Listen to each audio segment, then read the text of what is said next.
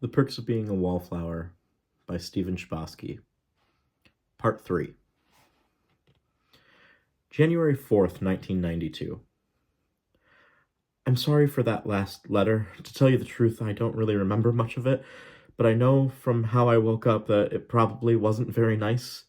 All I remember from the rest of the night was looking all over the house for an envelope and a stamp. When I finally found them, I wrote your address and walked down the hill past the trees to the post office because I knew that if I didn't put it in the mailbox that I couldn't get it back from, I would never mail the letter. It's weird how important it seemed at the time. Once I got to the post office, I dropped the letter into the mailbox, and it felt final and calm. Then I started throwing up, and I didn't stop throwing up until the sun came up. I looked at the road, and I saw a lot of cars, and I knew they were all going to their grandparents' house. And I knew a lot of them would watch my brother play football later that day, and my mind played hopscotch. My brother, football, Brad, Dave and his girlfriend in my room, the coats, the cold, the winter, autumn leaves, don't tell anyone, you pervert, Sam and Craig, Sam, Christmas, typewriter, gift, Aunt Helen. And the trees kept moving. They just wouldn't stop moving. So I laid down and made a snow angel. The policeman found me pale blue and asleep. I didn't stop shivering from the cold until a long time after my mom and dad drove me home from the emergency room. Nobody got in trouble because these things used to happen to me when I was a kid. When I was seeing the doctors, I would just wander off and fall asleep somewhere. Everyone knew I went to a party, but nobody, not even my sister, thought it was because of that. And I kept my mouth shut because I didn't want Sam or Patrick or Bob or anyone to get in trouble. But most of all, I didn't want to see my mother's face, and especially my father's, if they heard me say the truth. So I didn't say anything. I just kept quiet and looked around, and I noticed things, the dots on the ceiling, or how the blanket that they gave me was rough, or how the doctor's face looked rubbery, or how everything was a deafening whisper when he said that maybe I should start seeing a psychiatrist again. It was the first time a doctor ever told that to my parents with me in the room, and his coat was so white, and I was so tired. All I could think through the whole day was that we missed my brother's football game because of me, and I really hoped my sister thought to tape it. Luckily, she did. We got home, and my mom made me some tea, and my dad asked me if I wanted to sit and watch the game, and I said yes. We watched my brother make a great play, but this time nobody really cheered. All corners of all eyes were on me, and my mom said a lot of encouraging things about how I was doing so well this school year, and maybe the doctor would help me sort things out. My mom can be quiet and talk at the same time when she's being positive. My dad kept giving me love pats. Love pats are soft punches of encouragement that are administered on the knee, shoulder, and arm. My sister that said that she could help me fix up my hair. It was weird to have them pay so much attention to me. What do you mean? What's wrong with my hair? My sister just kind of looked around uncomfortable. I reached my hands up to my hair and realized that a lot of it was gone. I honestly don't remember when I did it, but from the look of my hair, I must have grabbed a pair of scissors and just started cutting without strategy. Big chunks of it were missing all over the place. It was like a butcher's cut. I hadn't looked at myself in the mirror at the party for a long time because my face was different and frightened me, or else I would have noticed. My sister did help me trim it up a bit, and I was lucky because everyone in school, including Sam and Patrick, thought it looked cool. Chic was Patrick's word. Regardless, I decided to never take LSD again. Love always, Charlie. January 14th, 1992. Dear friend, I feel like a big faker because I've been putting my life back together and nobody knows. It's hard to sit in my bedroom and read like I always did. It's even hard to talk to my brother on the phone. His team finished third in the nation. Nobody told him we missed the game live because of me. I went to the library and checked out a book because I was getting scared. Every now and then, things would start moving again, and sounds were bass-heavy and hollow, and I couldn't put a thought together. The book said sometimes people take LSD, they don't really get out of it. They said it increases this one type of brain transmitter. They said that essentially the drug is 12 hours of schizophrenia, and if you already have a lot of this brain transmitter, you don't get out of it. I started breathing fast in the library. It was really bad because I remembered some of the schizophrenic kids in the hospital when I was little, and it didn't help that this was the day after I noticed that all the kids were wearing their new Christmas clothes, so I decided to wear my new suit from Patrick to school and was teased mercilessly for 9 straight hours. It was such a bad day. I skipped my first class ever and went to see Sam and Patrick outside. "Looking sharp, Charlie," Patrick said, grinning. "Can I have a cigarette?" I said. I couldn't bring myself to say bum a smoke. Not for my first one. I just couldn't. "Sure," said Patrick. Sam stopped him. "What's wrong, Charlie?" I told them what was wrong, which prompted Patrick to keep asking me if I had a bad trip. No, it's not that. I was getting really upset. Sam put her arm around my shoulder, and she said that she knew what I was going through. She told me I shouldn't worry about it. Once you do it, you remember how things looked on it. That's all. Like how the road turned into waves and how your face was plastic and your eyes were 2 different sizes. It's all in your mind. That's when she gave me the cigarette. When I lit it, I didn't cough. It actually felt soothing. I know that's bad in a health class way, but it was true. "Now focus on the smoke," Sam said. And I focused on the smoke. "Now that looks normal, doesn't it?" "Uh-huh," I think I said. "Now look at the cement on the playground. Is it moving?"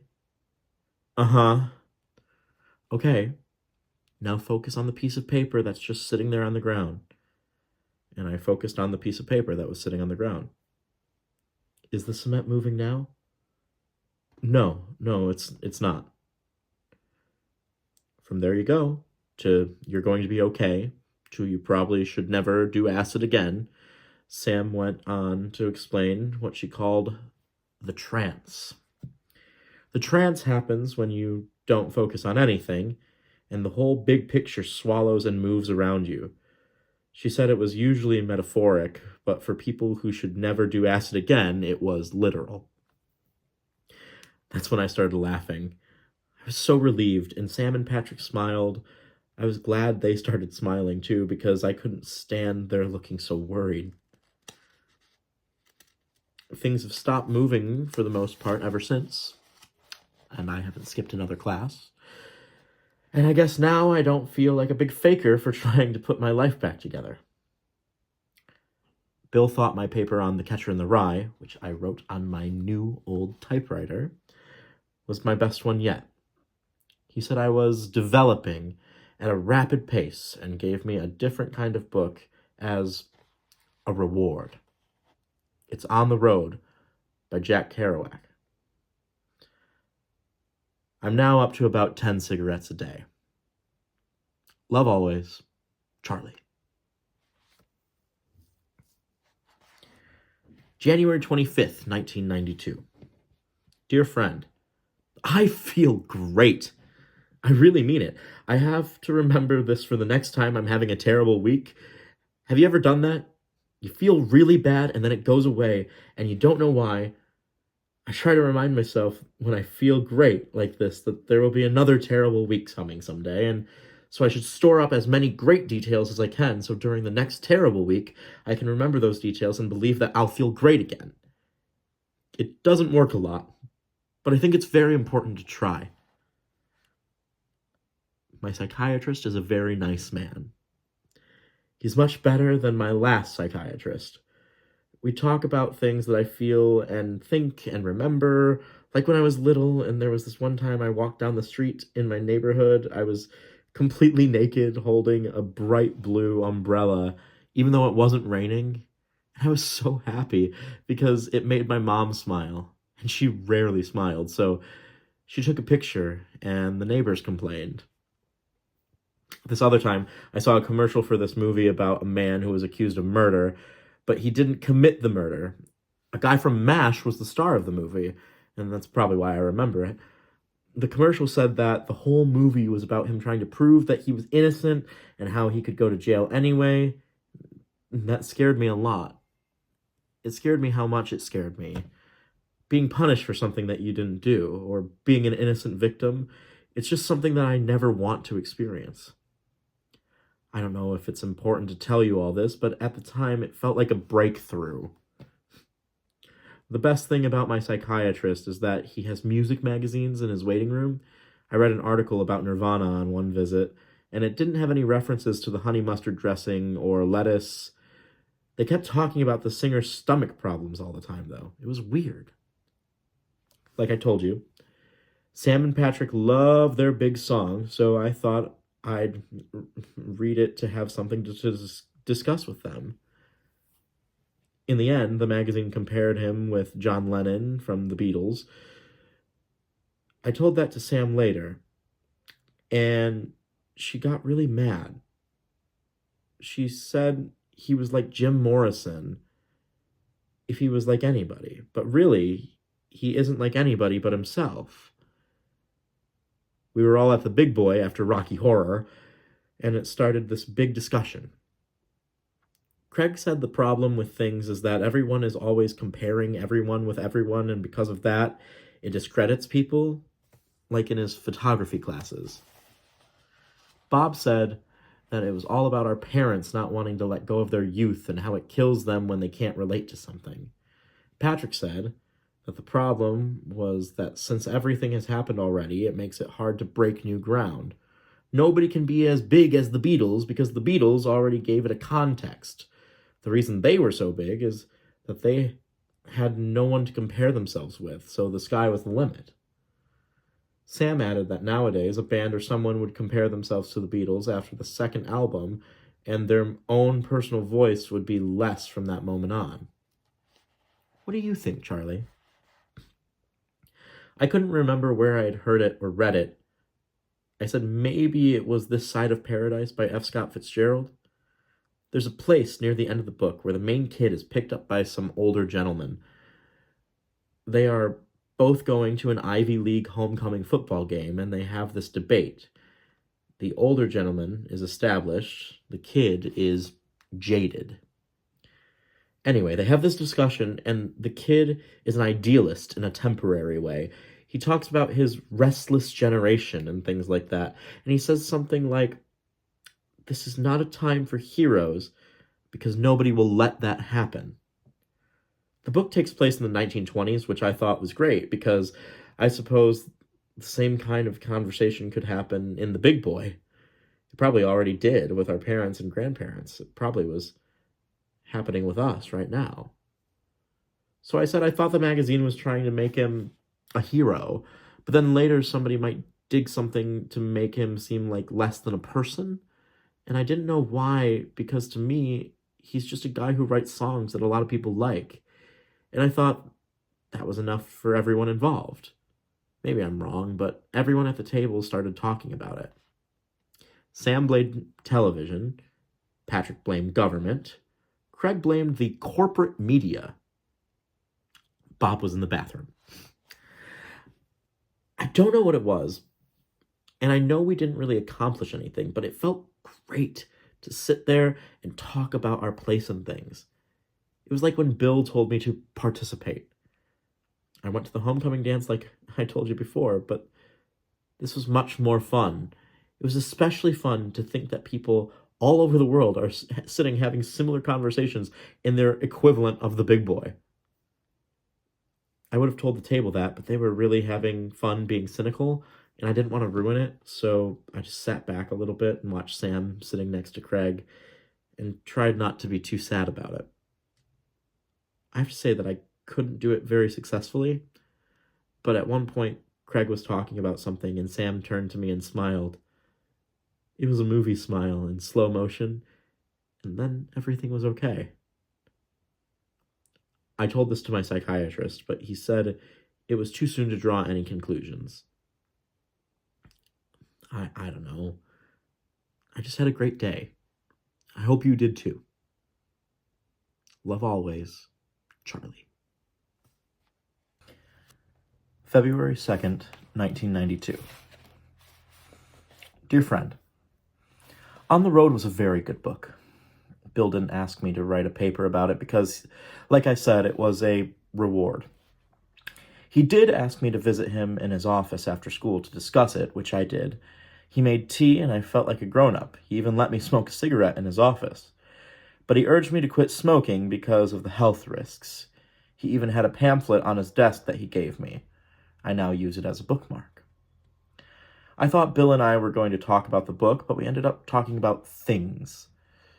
It was great to have so many discussions back to back. Bill asked me about Sam and Patrick and my parents, and I told him about getting my license and talking in the big boy. I also told him about my psychiatrist.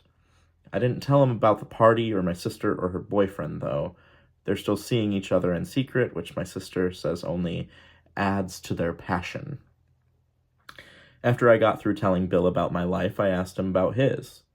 It was nice, too, because he didn't try to be cool and relate to me or anything. He was just himself about it.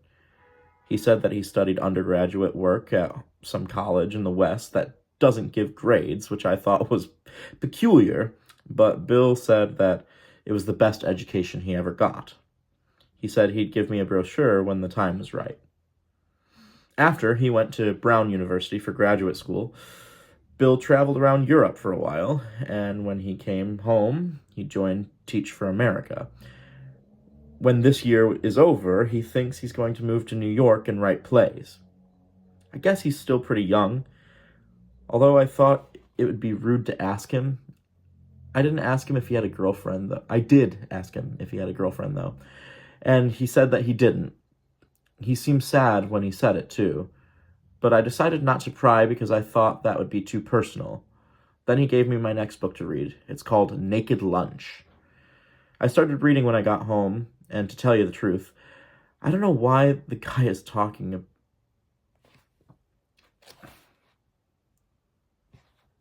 I started reading when I got home, and to tell you the truth, I don't know what the guy is talking about.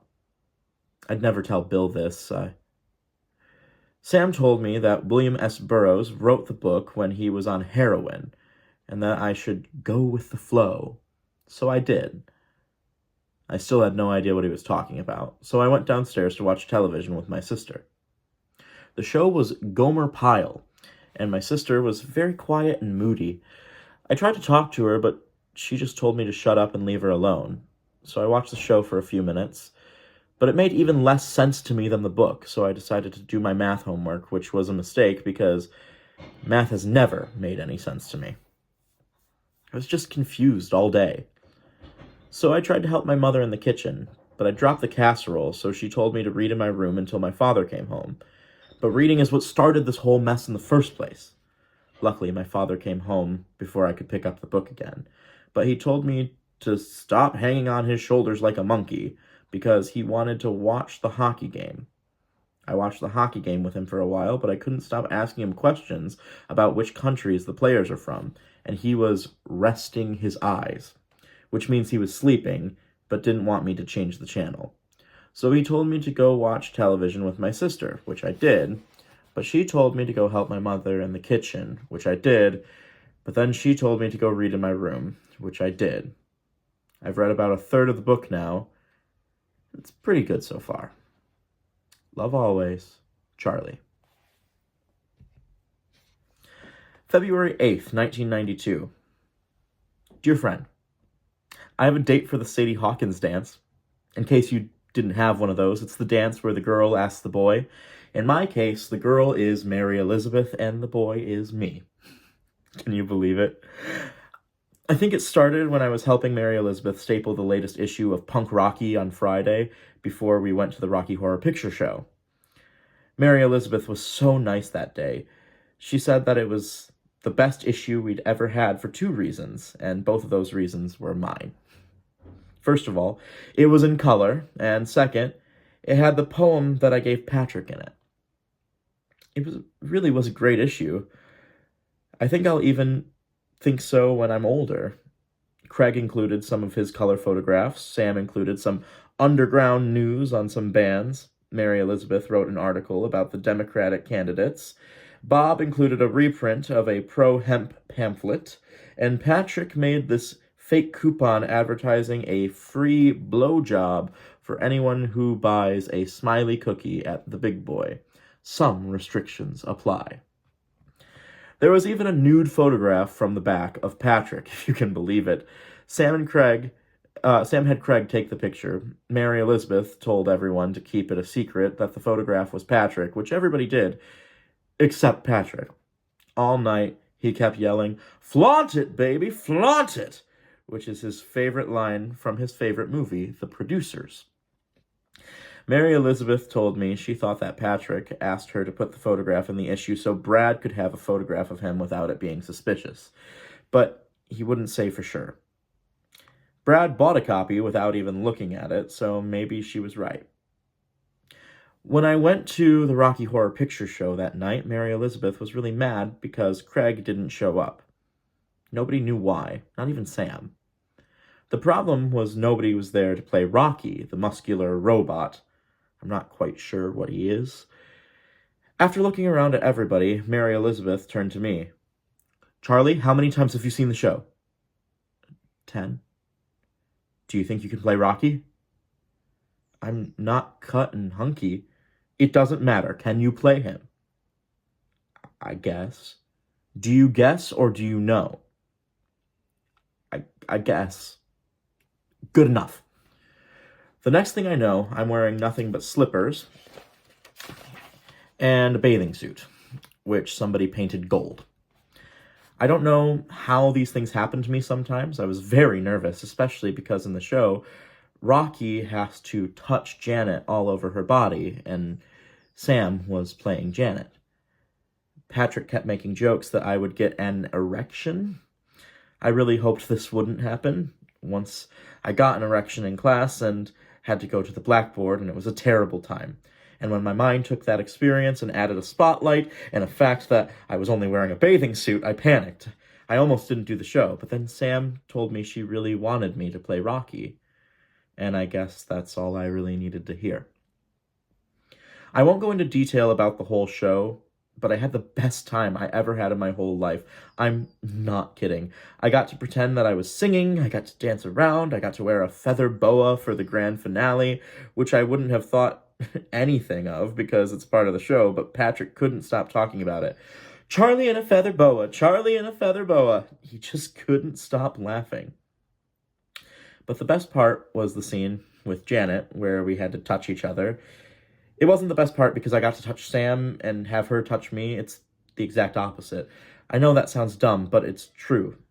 Just before the scene, I thought about Sam, and I thought that if I touched her in the way on stage, it meant it would be cheap. And as much as I think I might want to someday touch her like that, I never want it to be cheap. I don't want it to be Rocky and Janet. I want it to be Sam and I. And I want her to mean it back. So we just played. When the show was over, we all bowled together, and there was applause everywhere. That's a lie. Go back. When the show was over, we all bowed together, and there was applause everywhere. Patrick even shoved me in front of the rest of the cast to take my own personal bow. I think this is the initiation for new members. All I could think about was how nice it was that everyone applauded for me and how glad I was that nobody in my family was there to see me play Rocky in a feather boa, especially my dad. I did get an erection, though, but not until later in the parking lot of the Big Boy. That's when Mary Elizabeth asked me to the Sadie Hawkins dance after she said, "You looked really good in your costume." I like girls. I really do, because they can think you look good in a bathing suit, even when you don't. The erection made me feel guilty in hindsight, though, but I guess it couldn't be helped. I told my sister that I was having a date for the dance, but she was really distracted. Then I tried to ask her advice about how to treat a girl on a date, since I'd never had a date before, but she wouldn't answer. She wasn't being mean, she was just staring off into space. I asked her if she was okay, and she said she needed to be alone, so I went up and finished naked lunch. After I finished, I just laid around in my bed looking at the ceiling, and I smiled because it was nice, the nice kind of quiet. Love always, Charlie. February 9th, 1992. Dear friend, I have to say something about my last letter. I know that Sam would never ask me to the dance. I know that she would bring Craig, and if not Craig, then Patrick, since Brad's girlfriend Nancy is going with Brad. I think Mary Elizabeth is a really smart and pretty person, and I'm glad she is my first date ever. But after I said yes, and Mary Elizabeth announced it to the group, I wanted Sam to be jealous. I know it's wrong to want something like that, but I really did. Sam wasn't jealous, though. To tell you the truth, I don't think she could have been happier about it, which was hard. She even told me how to treat a girl on a date, which was very interesting. She said that with a girl like Mary Elizabeth, you shouldn't tell her she looks pretty. You should tell her how nice her outfit is, because her outfit is her choice, whereas her face isn't. She also said that with some girls, you should do things like open car doors and buy flowers, but with Mary Elizabeth, especially since it's the Sadie Hawkins dance, I shouldn't do that. So I asked her what I should do, and she said I should ask a lot of questions and not mind when Mary Elizabeth doesn't stop talking. I said that it didn't sound very democratic, but Sam said that she does that all the time with boys. Sam did say that sex things were tricky with Mary Elizabeth, since she's had boyfriends before and is a lot more experienced than I am. She said that the best thing to do when you don't know what to do during anything sexual is pay attention to how the person is kissing you and kiss them back the same way. She says that is very sensitive, which I certainly want to be. So I said, "Can you show me?" And she said, "Don't be smart." We talk to each other that way every now and then. It always makes her laugh. After Sam showed me a Zippo lighter trick, I asked her more about Mary Elizabeth. What if I don't want to do anything sexual with her? Just say you're not ready. Does that work? Sometimes.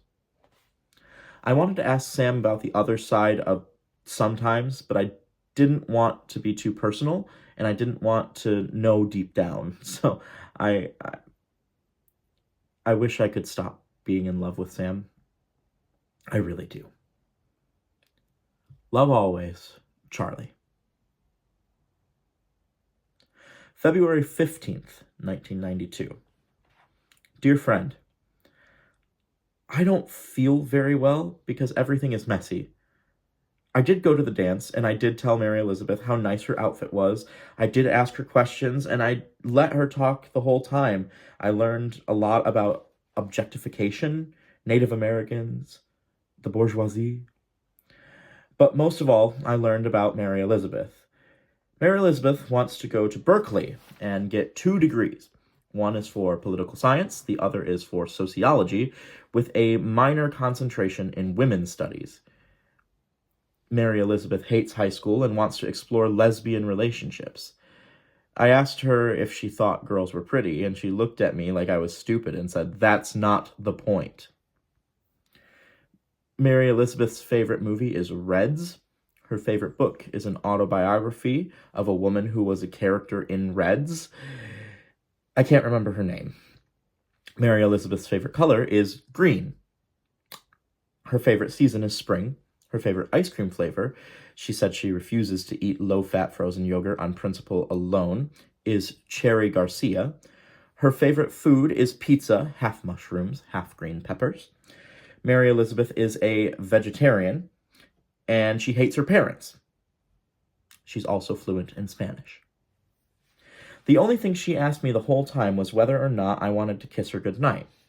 When I said that I wasn't ready, she said she understood and told me what a great time she had. She said I was the most sensitive boy she'd ever met, which I didn't understand because really all I did was not interrupt her. Then she asked me if I wanted to go out again sometime, which Sam and I hadn't discussed, so I wasn't prepared to answer it. I said yes, because I didn't want to do anything wrong, but I don't think I can think of a whole other night's worth of questions. I don't know what to do. How many dates can you go on and still not be ready to kiss? I don't think I will ever be ready for Mary Elizabeth. I'll have to ask Sam about this. Incidentally, Sam took Patrick to the dance after Craig said he was too busy. I guess they had a big fight about it. Finally, Craig said that he didn't want to go to some stupid high school dance since he was already graduated. At one point in the dance, Patrick went to the parking lot to get stoned with his guidance counselor, and Mary Elizabeth was requesting that the DJ play some girl bands, which left Sam and me alone. Are you having a good time? Sam didn't answer right away. She just kind of looked sad. Not really. Are you? I don't know. This is my first date, so I don't know what to compare it to. Don't worry. You'll be fine. Really? You want some punch? Sure.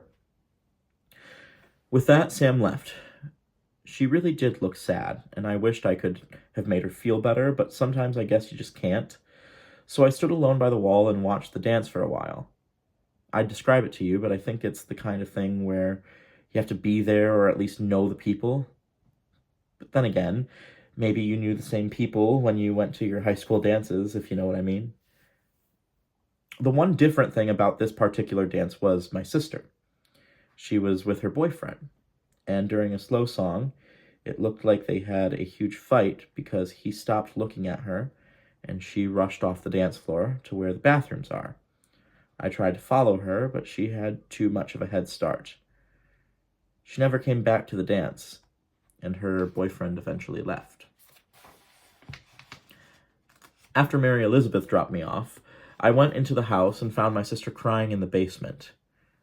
This was a different kind of crying. It kind of frightened me. I talked very quiet and slow. Are you okay? Leave me alone, Charlie. No, really, what's wrong? You wouldn't understand. I could try. That's a laugh. That's really a laugh. Do you want me to wake up Mom and Dad then? No. Well, maybe they could. Charlie, shut up, okay? Just shut up. That's when she really started crying. I didn't want to make her feel worse, so I turned to leave her alone, and that's when my sister started hugging me. She didn't say anything. She just hugged me tight and wouldn't let go, so I hugged her back. It was weird, too, because I've never really hugged my sister. Not when she wasn't forced to, anyway. After a while, she calmed down a bit and let go. She took a deep breath and brushed off the hair that was sticking to her face. That's when she told me she was pregnant. I would tell you about the rest of the night, but I honestly don't remember much of it. It's all a very sad days. I do know that her boyfriend said it wasn't his baby, but my sister knew that it was, and I do know that he broke up with her right there at the dance. My sister hasn't told anybody else about it because she doesn't want it to get around. The only people that know are me, her, and him. I'm not allowed to tell anyone we know. Not anyone. Not ever. I told my sister that after a while, she probably couldn't hide it, but she said she wouldn't let it go that far. Since she was 18, she didn't need Mom or Dad's permission. All she needed was someone to be with her next Saturday at the clinic. And that person was me. It's lucky I got my license now. I said that to make her laugh, but she didn't. Love always, Charlie. February 23rd, 1992. Dear friend, I was sitting in the waiting room of the clinic. I'd been there for an hour or so. I don't remember exactly how long. Bill had given me a new book to read, but I just couldn't concentrate on it. I guess it makes sense why not. Then I tried to read some magazines, but again, I just couldn't. It wasn't so much that they mentioned what...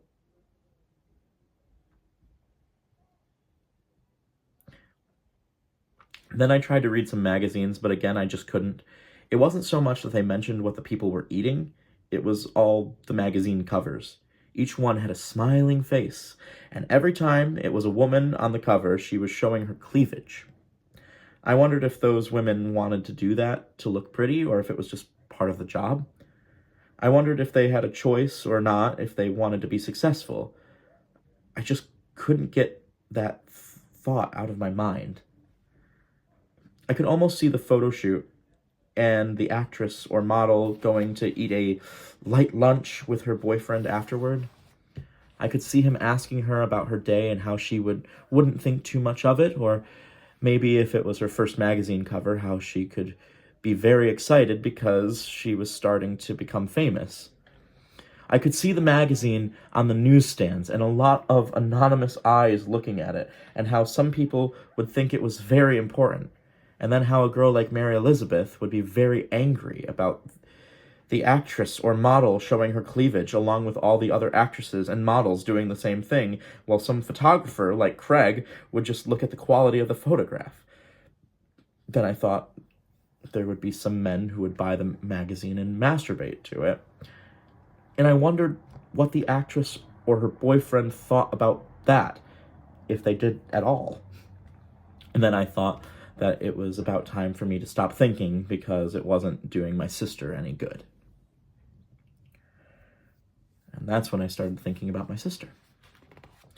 I thought about the time when she and her friends painted my fingernails and how that was okay because my brother wasn't there, and the time that she let me use her dolls to make up plays or let me watch or whatever I wanted on the TV, and when she started becoming a young lady and no one was allowed to look at her because she thought she was fat, and how she really wasn't fat, and how she was actually very pretty, and how different her face looked when she realized boys thought she was pretty, and how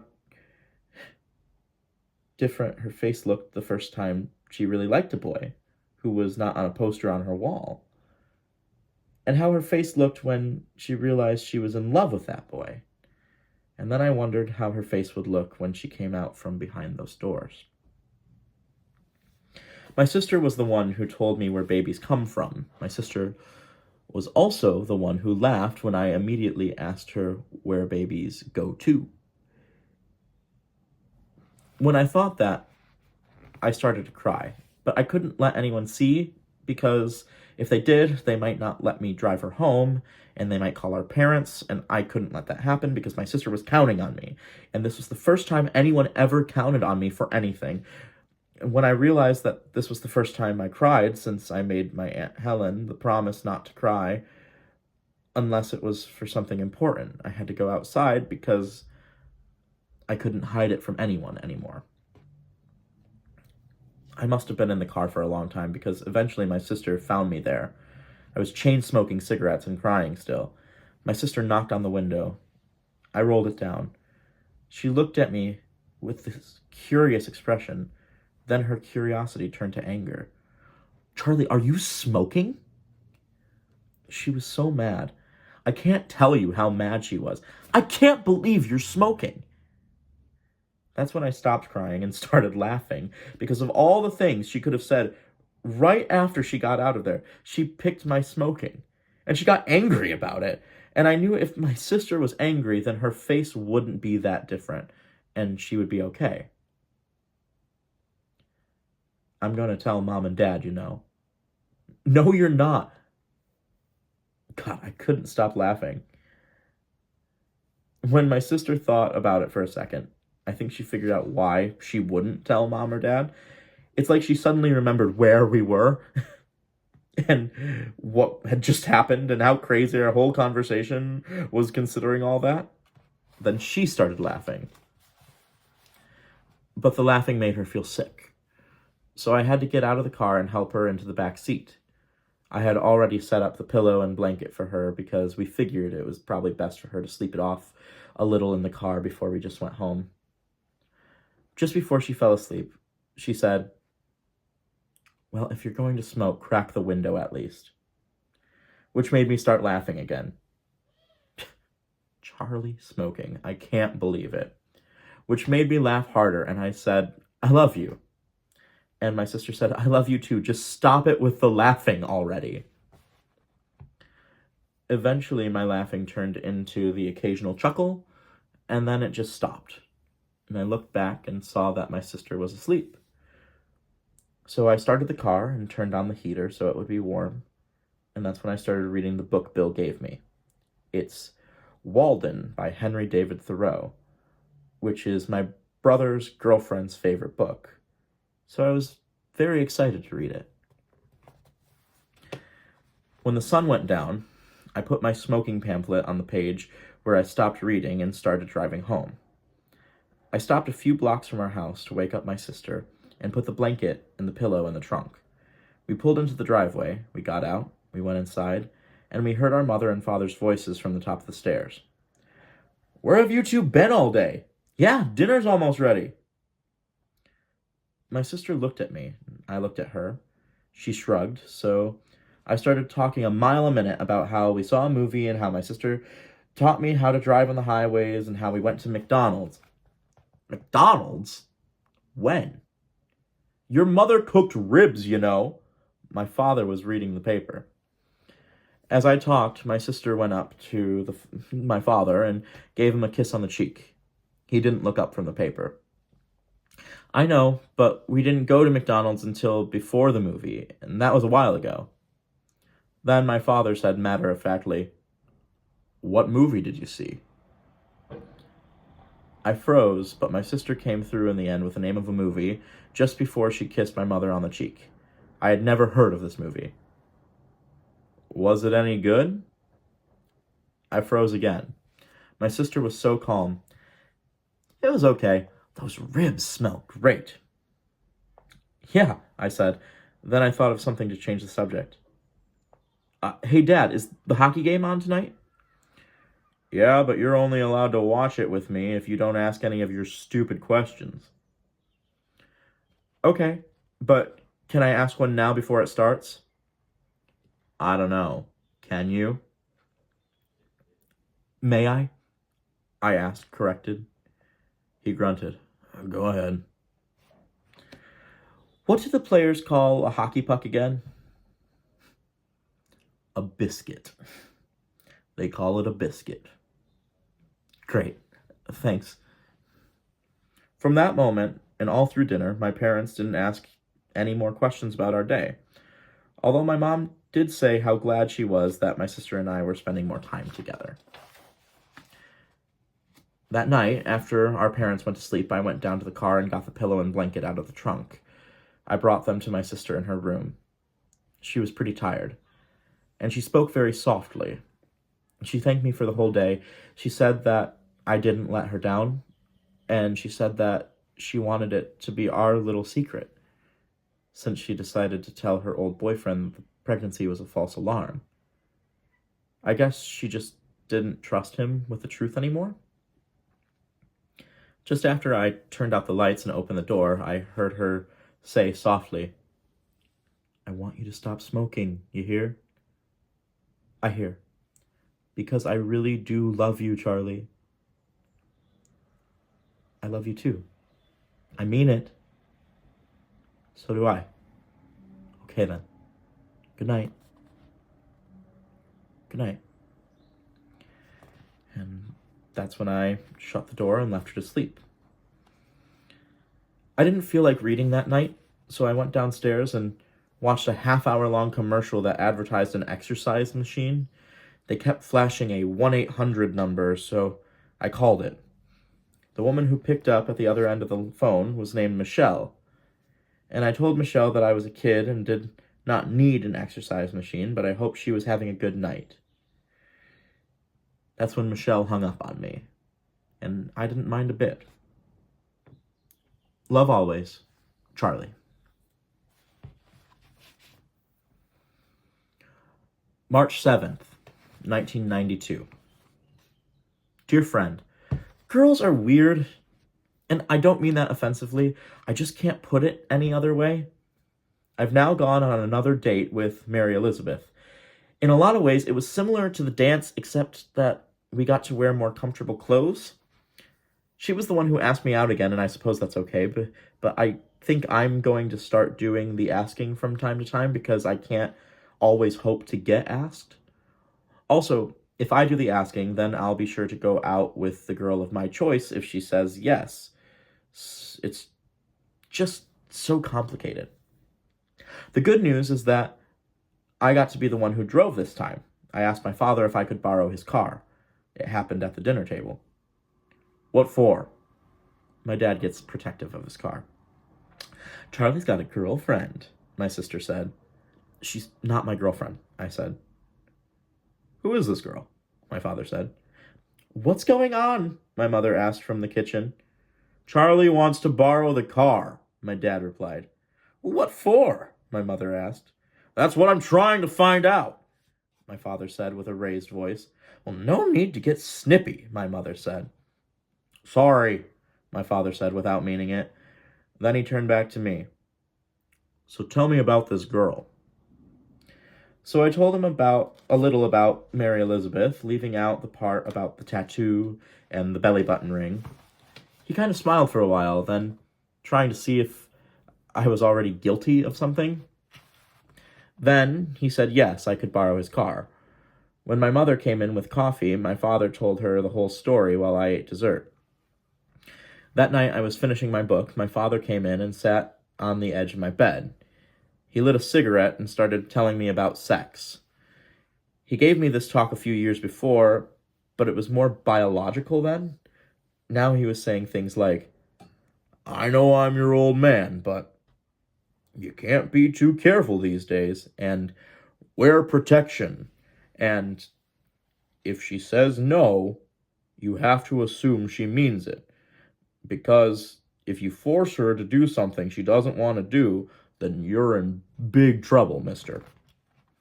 And even if she says no, and really means yes, then quite frankly, she's playing games and isn't worth the price of dinner.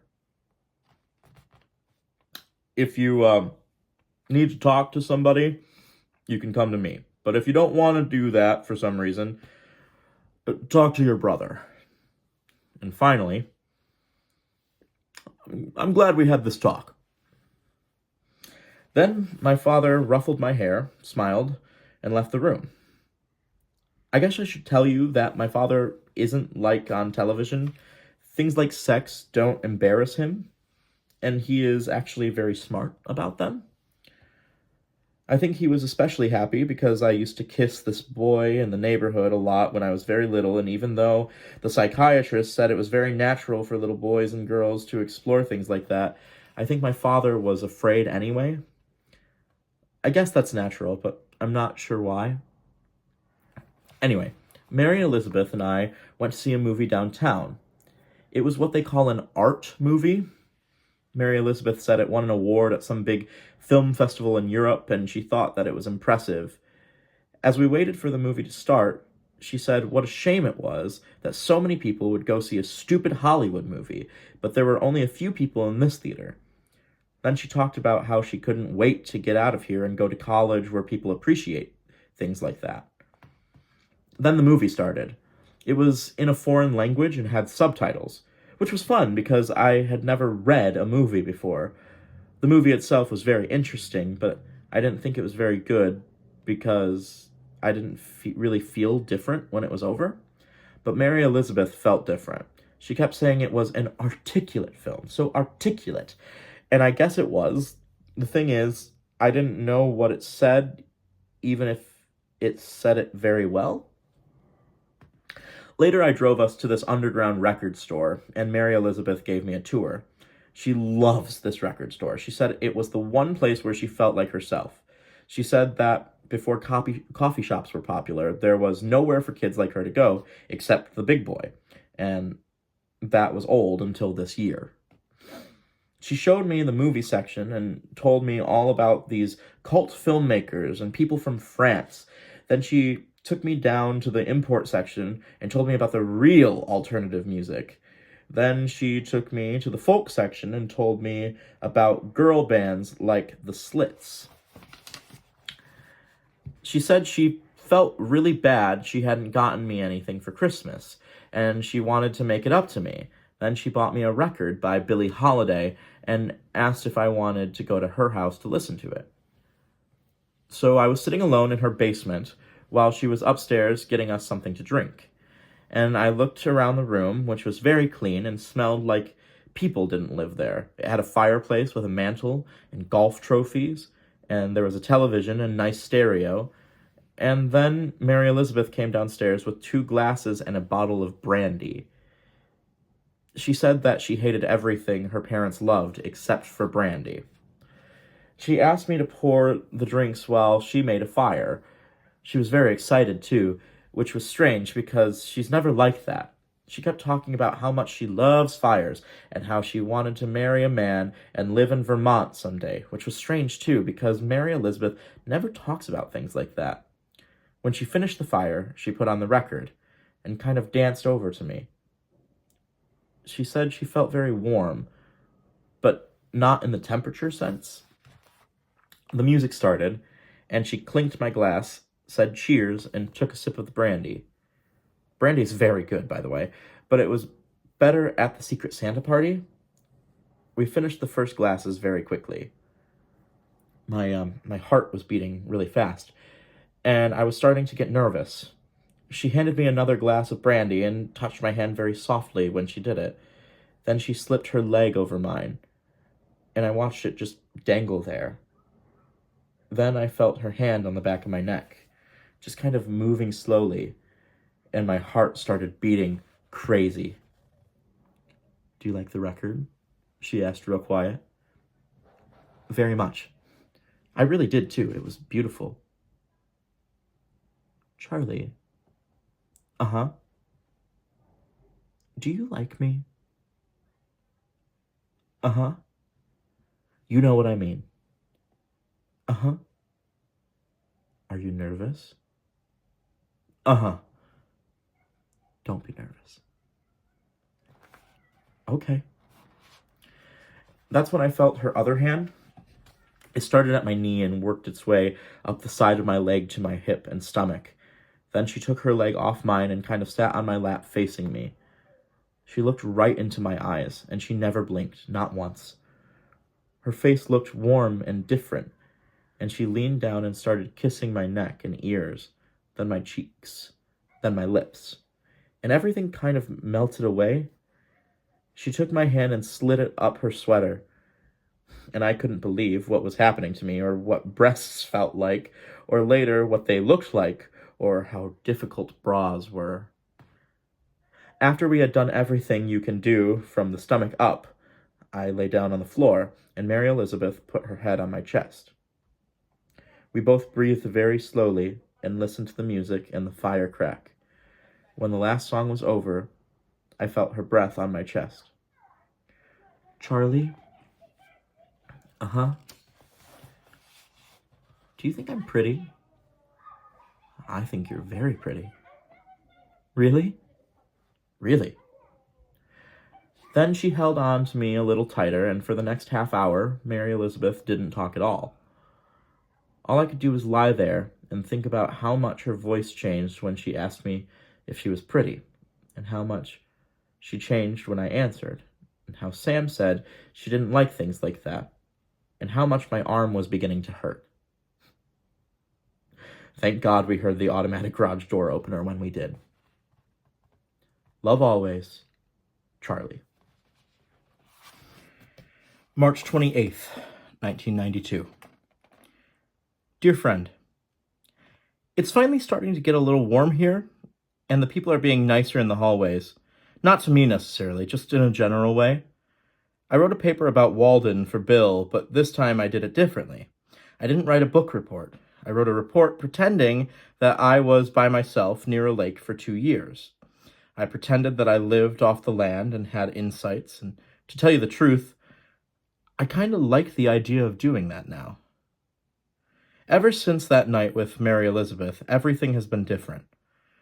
It started out that Monday in school where Sam and Patrick looked at me with big grins. Mary Elizabeth had told them about the night we spent together, which I really didn't want her to, but Sam and Patrick thought it was great, and they were really happy for both of us. Sam kept saying, "I can't believe I didn't think of it before. You guys are great together." I think Mary Elizabeth thinks so too, because she's been acting completely different. She's nice all the time, but it doesn't feel right. I don't know how to describe it. It's like we'll be having a cigarette outside with Sam and Patrick at the end of the day, and we'll all be talking about something until it's time to go home. Then, when I get home, Mary Elizabeth will call me right away and ask me, "What's up?" And I don't know what to say because the only thing new in my life is my walk home, which isn't a lot. But I describe the walk anyway, and then she starts talking, and she doesn't stop for a long time. She's been doing this all week. That and picking lint off my clothes. At one point 2 days ago, she was talking about books, and she included a lot of books I had read. And when I told her that I had read them, she asked me very long questions that were really just her ideas with a question mark put at the end. The only thing I could say was either a yes or no. There was honestly no room to say anything else. After that, she started talking about her plans for college, which I had heard before. So I put down the phone, went to the bathroom, and when I came back, she was still talking. I know that was the wrong thing to do, but I thought if I didn't take a break, I would do something even worse, like yell or hang up the phone. So she also keeps talking about the Billie Holiday record she bought for me, and she says she wants to expose me to all these great things. And to tell you the truth, I don't really want to be exposed to all these great things if it means that I'll have to hear Mary Elizabeth talk about all the great things she exposed me to all the time. It almost feels like of the three things involved, Mary Elizabeth, me, and the great things, only the first one matters to Mary Elizabeth. I don't understand that. I would give someone a record so they could love the record, not so they could always know that I gave it to them. Then there was the dinner. Since the holidays were over, my mom asked me if I would like to have Sam and Patrick over for dinner, like she promised after I told her they said she had great taste in clothing. I was so excited. I told Patrick and Sam, and we made plans for a Sunday night, and about 2 hours later, Mary Elizabeth walked up to me in the hall and said, "What time on Sunday?" I didn't know what to do. It was just for Sam and Patrick. That was the whole idea from the beginning, and I never even invited Mary Elizabeth. I guess I know why she assumed that she would be invited, but she never even waited to see or even drop a hint or anything. So, at the dinner where I wanted my mom and dad to see how nice and great Sam and Patrick were, Mary Elizabeth talked the whole time. It wasn't all her fault. My dad and mom asked her more questions than they asked Sam or Patrick. I guess because I'm going on dates with Mary Elizabeth, and that is more curious to them than my friends are. I guess that makes sense, but still. It's like they never got to meet Sam and Patrick, and that was the whole point. By the time dinner was over and they all left, all my mom said was that Mary Elizabeth was smart, and all my dad said was my girlfriend was pretty. They didn't say anything about Sam or Patrick, and all I wanted from the whole night was for them to know my friends. That was very important to me. Sex things are weird too. It's like after that first night we have this pattern where we basically do what we did that first time, but there's no Fire or Billie Holiday record because we're in a car and everything is rushed. Maybe this is the way things are supposed to be, but it just doesn't feel right. My sister has been reading all these books about women ever since she told her ex-boyfriend that the pregnancy was a false alarm, and he wants to get back together, and she said no.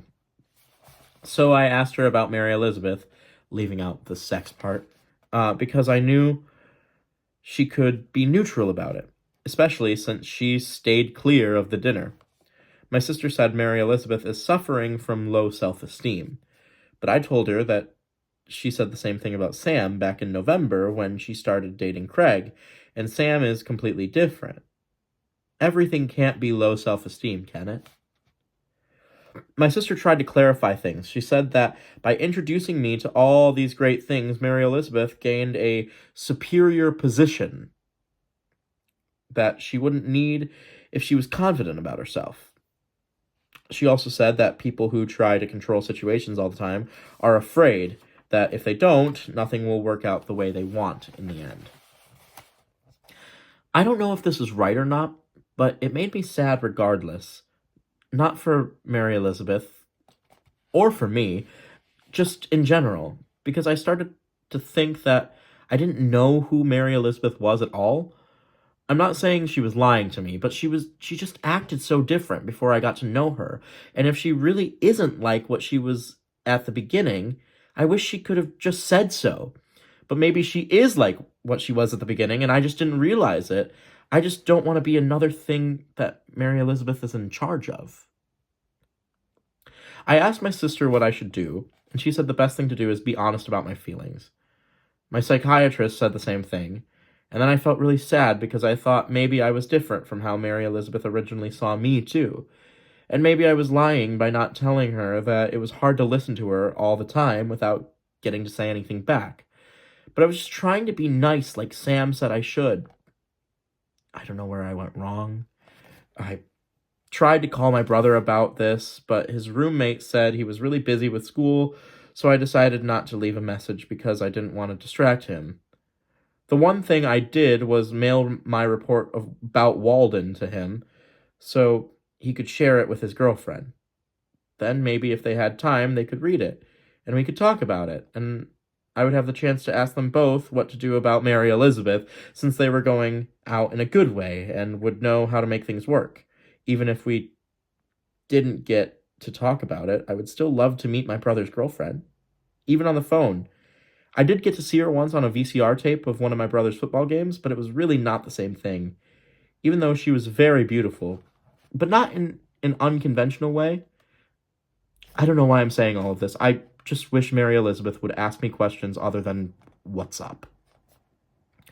Love always, Charlie. April 18th, 1992. Dear friend, I have made a terrible mess of things.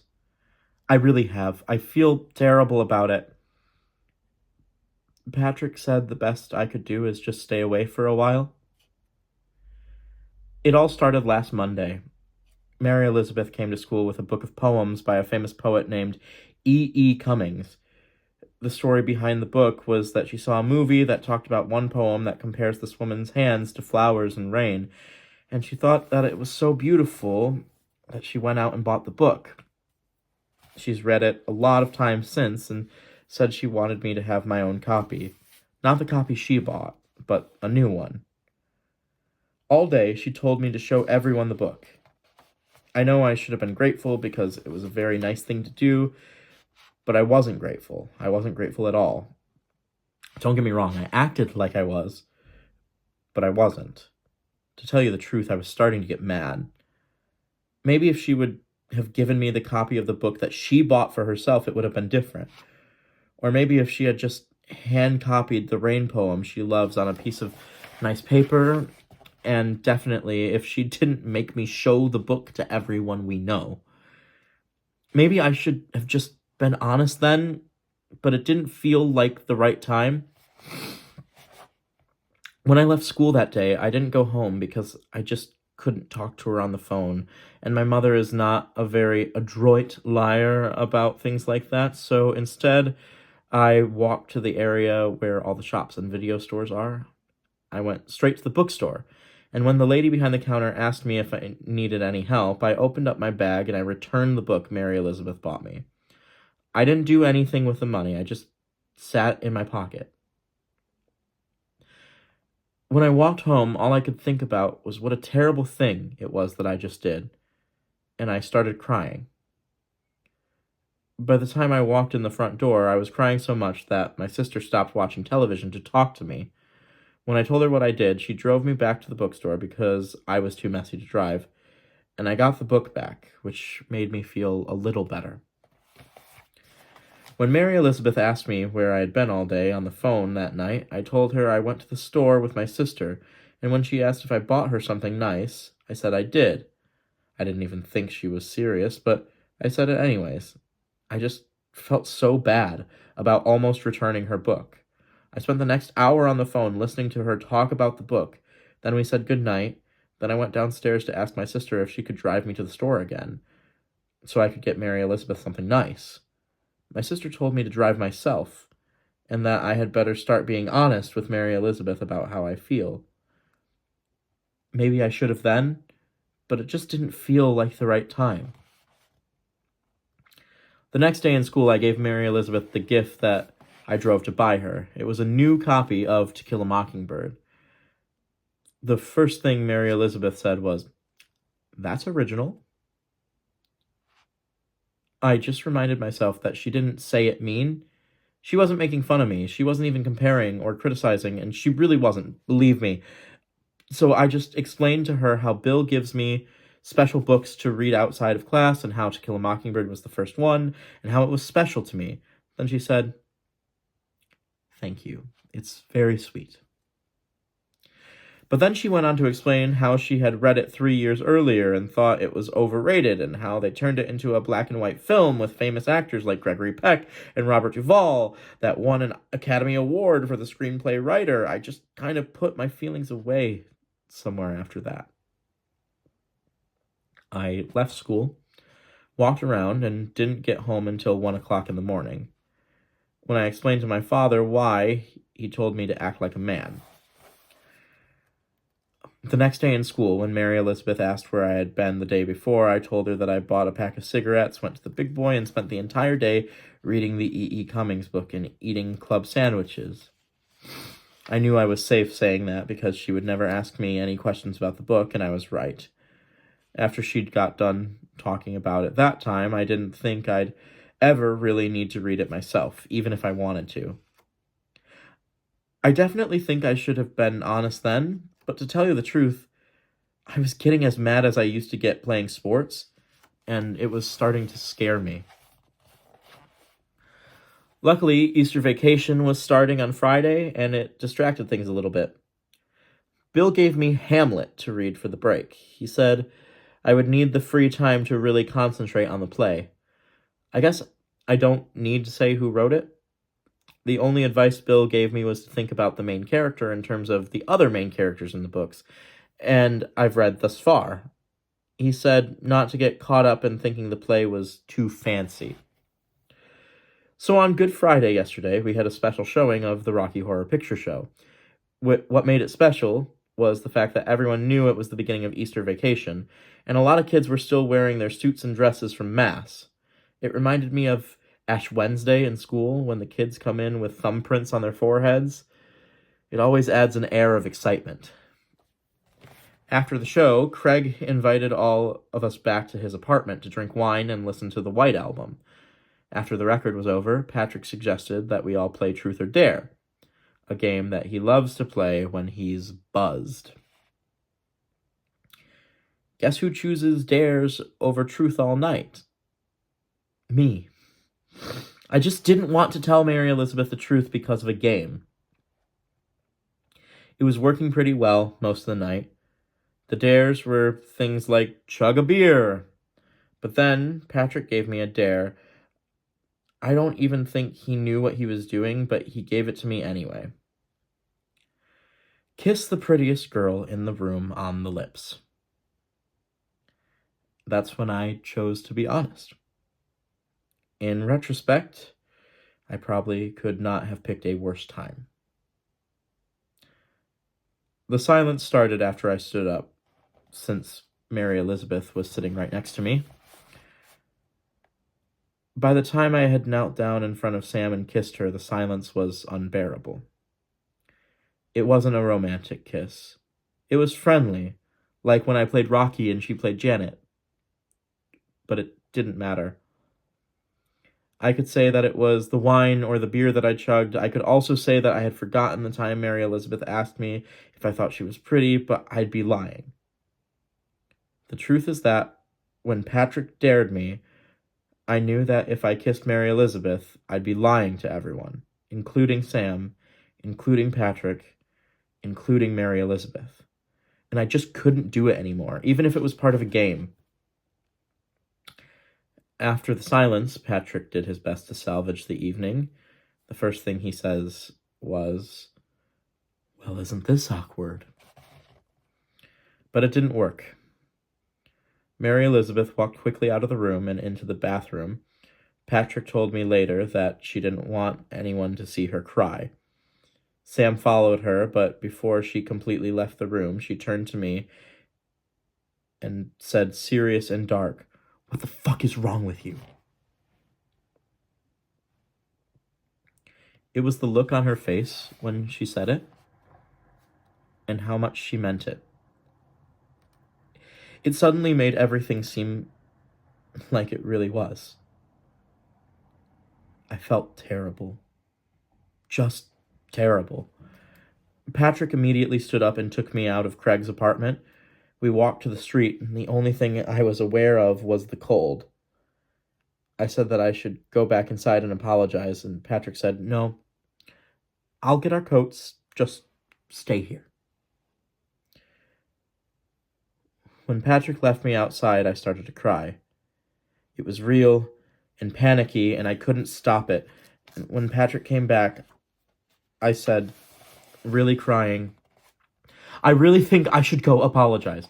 Patrick shook his head. "Believe me, you don't want to go in there." Then he jiggled the car keys in front of my face and said, "Come on, I'll take you home."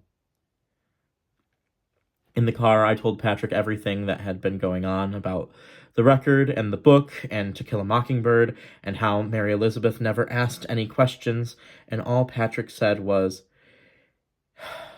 "It's too bad you're not gay."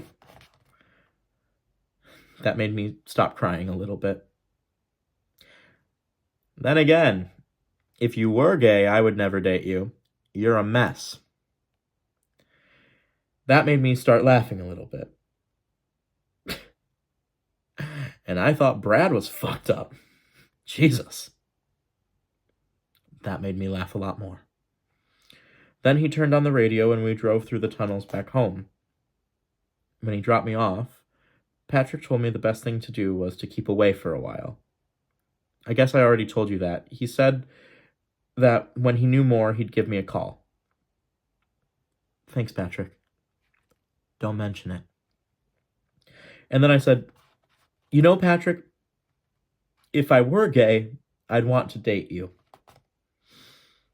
I don't know why I said it, but it seemed right. Patrick just smiled cocky and said, "Of course." Then he peeled out down the road.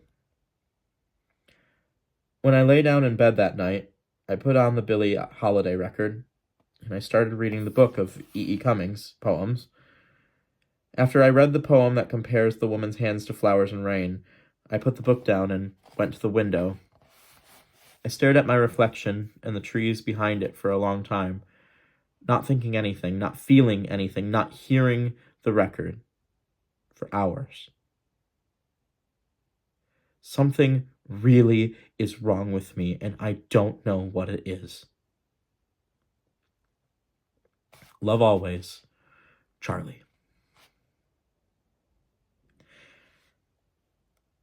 April 26, 1992. Dear friend, nobody has called me since that night. I don't blame them. I've spent the whole vacation reading Hamlet, Bill was right. It was much easier to think of the kid in the play like the other characters I've read so far. It has also helped me.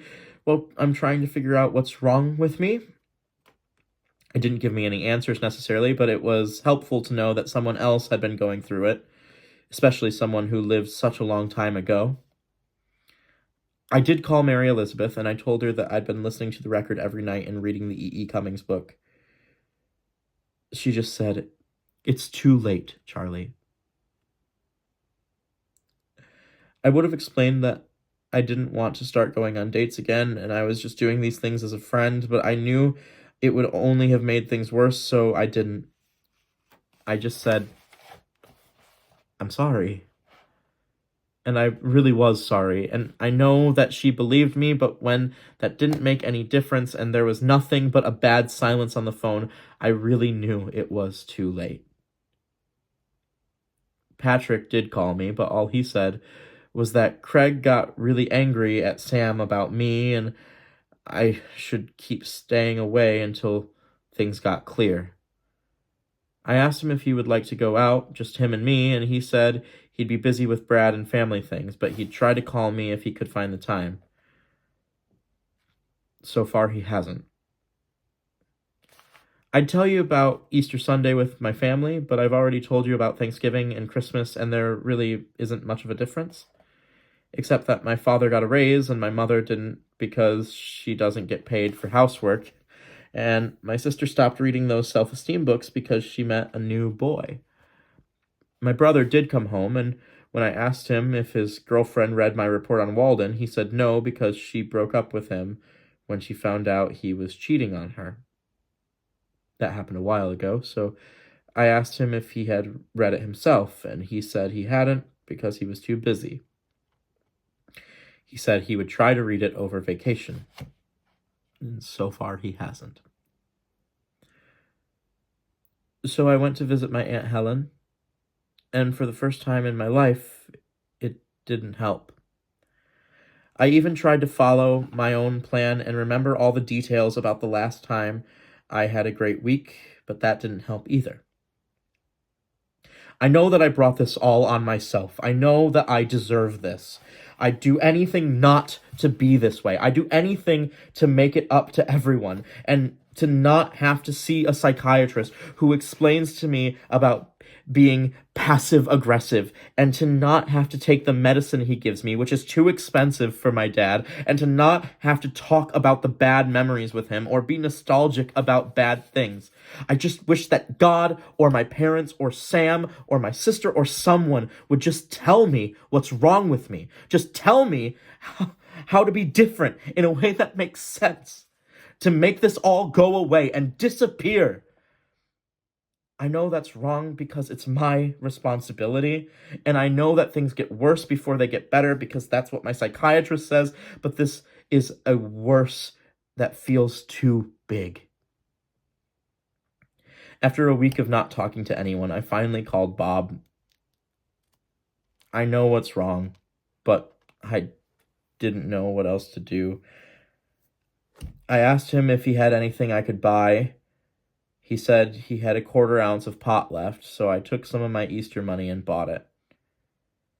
I've been smoking it all the time since. Love always, Charlie.